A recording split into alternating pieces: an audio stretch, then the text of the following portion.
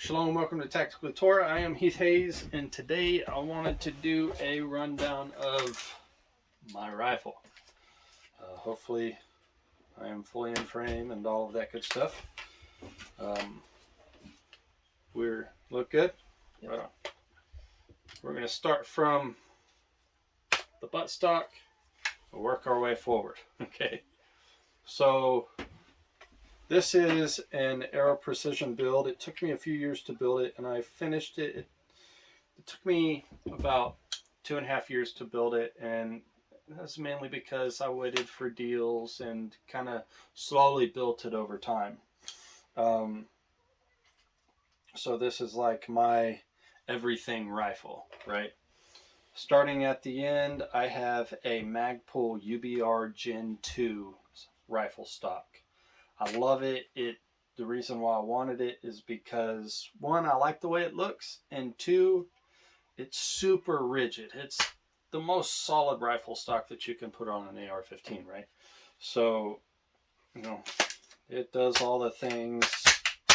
It does not move. It doesn't rattle, doesn't do anything. I normally, set it right there. And it does have the QD, if you can see that. I really like that feature. Let's talk buffer. I know you can't see it, but I went with the JP captured buffer system for your standard AR-15. It's about $150, but what it does for the rifle, the action as a whole, I would put this against a $3,000 rifle with a standard buffer spring and buffer. There's legitimately no comparison, because, with the standard buffer system, you pull the trigger, you do all the things, and, it's like you hear this boing, this springy noise inside the buffer tube, and I hate that sound. I want my rifle as quiet as can possibly be. So I went with that. Highly worth the investment. If I ever build another rifle, I'll never not put one of these in my rifles.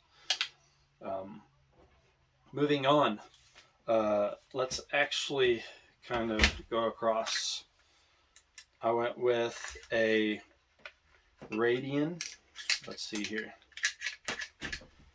If you can see that there. A Radian Raptor LT.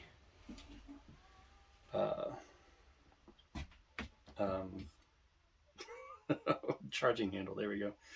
And then for the bolt carrier group, a Sharps Rifle Company bolt carrier group with I believe it's called the Diamond Light coating. This is tooled steel, super high quality.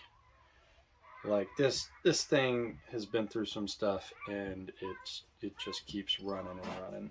I've cleaned it maybe twice, and I think I've seen reviews with this thing to where people put 10,000 rounds through their rifle and not once clean the bolt carrier group. Don't say I recommend that, but people do it.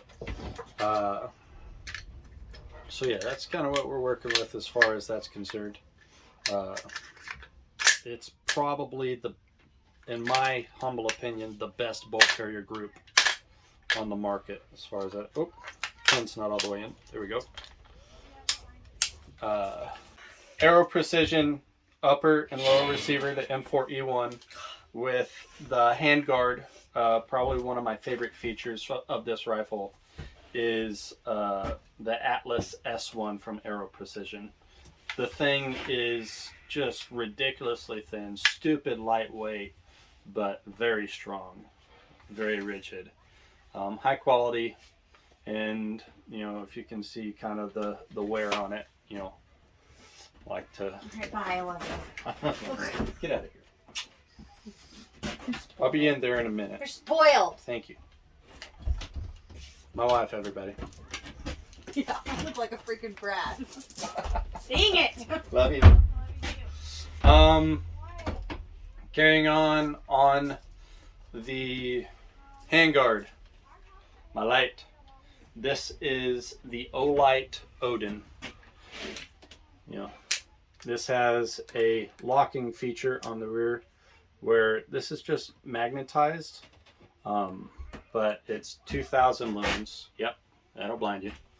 And it's, oh my gosh, just super bright. You know, you really only want to use it at night, but if something goes bump in the night, or you gotta go, you know, highlight a coyote, you know, across the pasture, you can do that with this. Moving on, let's go to the barrel. Two things I really wanted to spend money on, well, really three things as far as this rifle is concerned, which really translate into performance of the rifle. I've already covered the bolt carrier group and the buffer system, but also the barrel. The two things, you know, that you really never want to skimp on is the bolt carrier group and the barrel, in my humble opinion. And I put my money into, there it is. This is a Ballistic Advantage 223 Wild. It's 416R stainless steel. It's a 1 in 8 twist. What else can I? Yeah. Again, it's the Ballistic Advantage Handsome Profile pencil barrel with a, I believe it is the mid-length gas system. I went with a pencil barrel. Well, really specifically that pencil barrel because it has a few features. One, it is thick closer to the chamber, and then it has a very even taper all the way down to the muzzle. That is supposed to really help as far as barrel harmonics are concerned, as well as it gives you all of the material where you want it, where the barrel is going to heat up the most when you are firing. So as far as that's concerned, it is a super accurate rifle.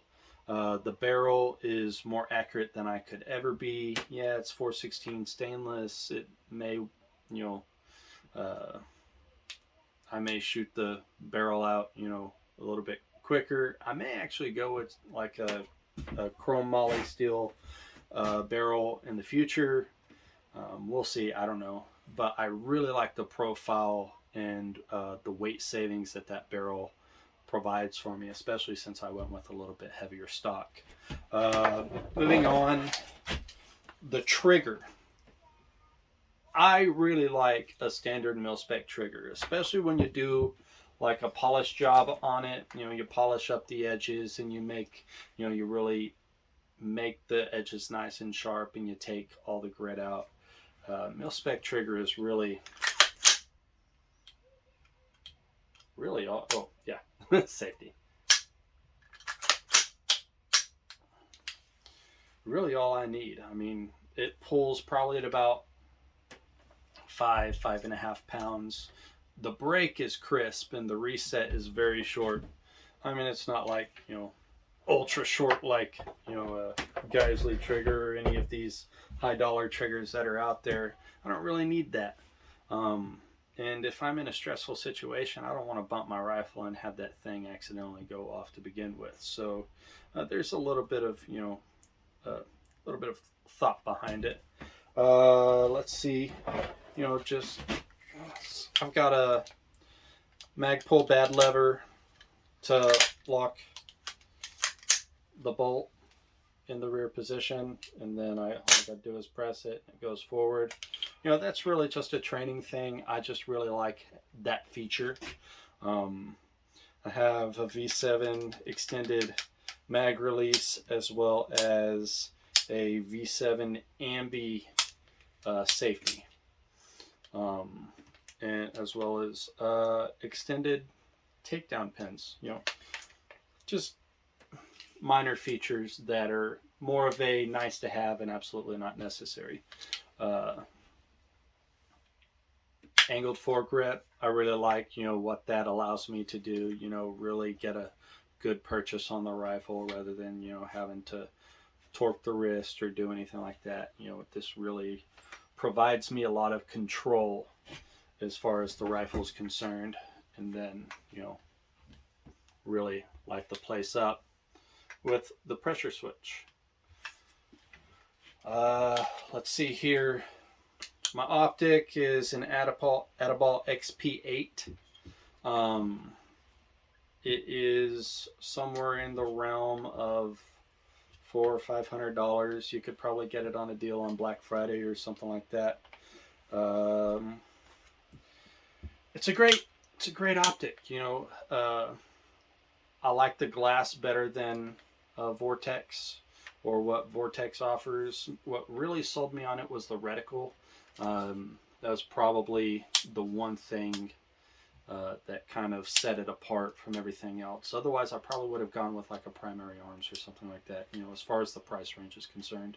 Eventually, I may dump this optic and spring for something, you know, that is probably, well, let's face it, you know, more expensive, something maybe in the $1,200 to $1,600 range. Not really sure. But as of right now, this thing runs. It's awesome.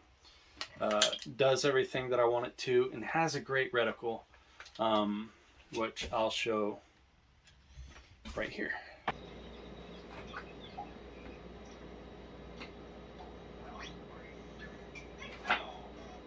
The muzzle device, eventually it will be replaced with a suppressor, but right now it is a VG6 Epsilon.